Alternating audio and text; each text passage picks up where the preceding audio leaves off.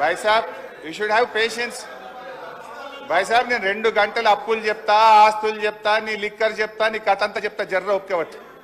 విను, నేను మాట్లాడినాక మీకు అవకాశం ఉంటుంది, నువ్వే మాట్లాడు. నేను తప్పు చెప్తే నువ్వు సమాధానం చెప్పు, కానీ మధ్యలో రాకు. అధ్యక్ష,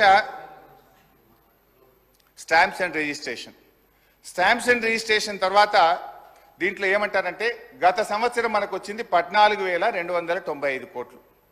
ఈ సంవత్సరం స్టాంప్స్ అండ్ రిజిస్ట్రేషన్ ద్వారా 18,228 కోట్లు ఆదాయం వస్తుందని బడ్జెట్లో బట్టి గారు ప్రతిపాదించారు.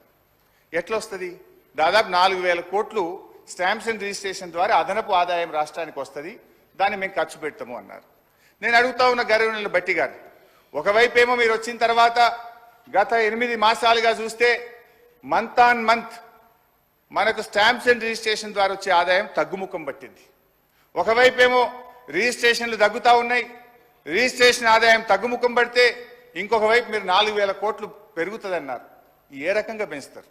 అంటే మీరు వ్యవసాయ భూములు, రైతుల చేతుల్లో ఉండే వ్యవసాయ భూములకు భూముల ధరలు పెంచుతారా? Registration fee పెంచుతారా? పేద మధ్యతరగతి ప్రజలు కొనుక్కునే అపార్ట్మెంట్ల మీద వాళ్ళ వాల్యూ పెంచుతారా? రిజిస్ట్రేషన్ ఫీజులు పెంచి ప్రజల మీద భారం వేస్తారా? ఏ రకంగా ఈ 4,000 కోట్లు మీరు ఆదాయాన్ని పెంచుతారో ఈ సభకు, ఈ సభ ద్వారా ప్రజలకు స్పష్టత ఇవ్వాలని గౌరవనీయులు బట్టి గారిని కోరుతా ఉన్నా. అధ్యక్ష, ఎక్సైజ్ ఇదైతే సిగ్గుతో తలదించుకోవాలి కాంగ్రెస్ పార్టీ నాయకులు. అధ్యక్ష, గత బడ్జెట్లో మంచిగా వినండి, నేను చెప్పింది విన్నాక తలదించుకోవడం తప్ప తలెత్తే పరిస్థితి ఉండదు మీకు.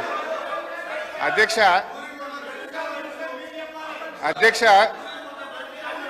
ప్లీజ్ అధ్యక్ష, 2023-24లో ఎక్సైజ్ ద్వారా ఈ రాష్ట్రానికి ప్రతిపాదించిన బడ్జెట్ ఆదాయం 19,884 కోట్లు. 19,884 కోట్లు. ఇందులో ఏముంటుందంటే అధ్యక్ష, ఈ 19,884 కోట్లు ప్రతి 2 సంవత్సరాలకు ఒకసారి షాప్స్ యాక్షన్ పెడతాం. ఈ ఇయర్ ఉండదు షాప్ యాక్షన్స్, పోయినసారి అయింది, మళ్ళీ నెక్స్ట్ ఇయర్ వస్తుంది. అయితే ఆ షాప్ యాక్షన్స్ పెట్టినప్పుడు 2,000 కోట్లు అదనంగా వస్తుంది. అయితే ఈసారి ఆదాయం లేకపోయినా గౌరవనీయులైన బట్టి గారు ఎక్సైజ్ ట్యాక్స్ మీద వచ్చే ఆదాయం ఎంత? 25,617 కోట్లు పెట్టారు. అంటే ఎక్సైజ్ సుంకం ద్వారా పోయిన సంవత్సరం కంటే 5,773 కోట్లు అదనంగా వస్తుందని చెప్పి ఈ బడ్జెట్లో ప్రవేశపెట్టారు.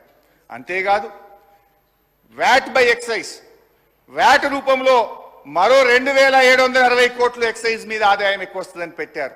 అంటే పోయిన సంవత్సరం కంటే కూడా ఈ బడ్జెట్లో 5,773 ప్లస్ వ్యాట్ మీద 2,000, అంటే 7,773 కోట్ల రూపాయలు గత సంవత్సరం కంటే ఎక్సైజ్ మీద ఆదాయం ఎక్కువ వస్తుందని బడ్జెట్లో పెట్టారు. బడ్జెట్ మీద మొత్తం ఆదాయం ఎంత ఆశిస్తుంది తెలుసా అధ్యక్ష? ఈ ప్రభుత్వం ఎక్సైజ్ అండ్ వ్యాట్ కలిపి 42,000 కోట్ల 49 రూపాయలు ఎక్సైజ్ రూపంలో ఆదాయం సంపాదిస్తామని బడ్జెట్లో గౌరవ ఆర్థిక మంత్రి పెట్టారు. 42,000 కోట్లు. అధ్యక్ష, అంటే గతంలో ఇదే బట్టి గారు ఇదే అసెంబ్లీలో మాట్లాడారు. అప్పుడు ఉన్నది 25,000 కోట్ల ఆదాయం, వీళ్ళు 42,000 కోట్లు చేసింది. ఇప్పుడు ఏం మాట్లాడినరో బట్టి గారు ఎక్సైజ్ మీద నేను వినిపిస్తా అధ్యక్ష.